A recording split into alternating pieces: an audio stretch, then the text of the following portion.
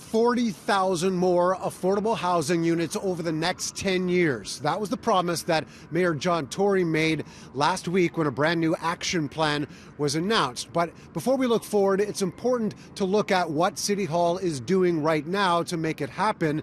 And as it happens, not much is being done to maximize the effort.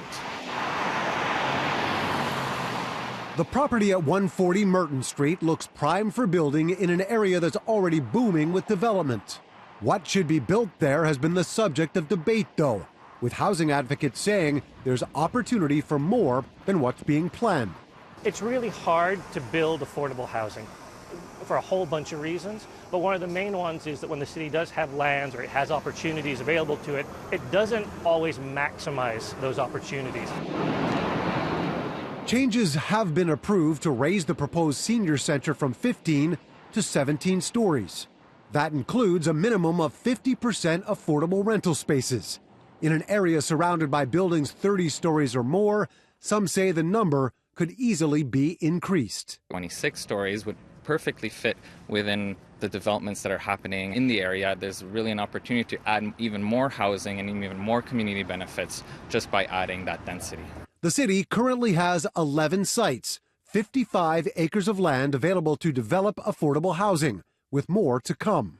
Deputy Mayor Anna Bailau leads the housing file at City Hall and says community needs have to be considered during the planning process. How do you balance that out when you know there's the possibility of adding a few more floors and a few more units on top of that? Obviously, we rely on what we hear from professionals. It's always a balancing act, but we do a lot of that in politics, right? You represent all kinds of interests in a big city like ours, and it's how do you build a city that functions. Another property that has been the subject of debate for years is on Broadview, just north of Danforth, near the subway.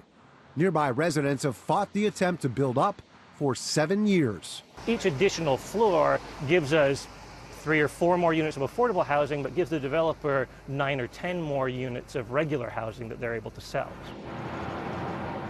Something that sounds like a win-win, especially with the city's lofty goals of providing more space. Today, housing advocates had the chance to come to City Hall, speak to the action plan, as well as those properties. As for Merton, virtually no consideration was given to adding more affordable housing units. City staff, however, were asked to look at the Broadview property and bring back recommendations for maximizing the number of units. That will go to City Council next week.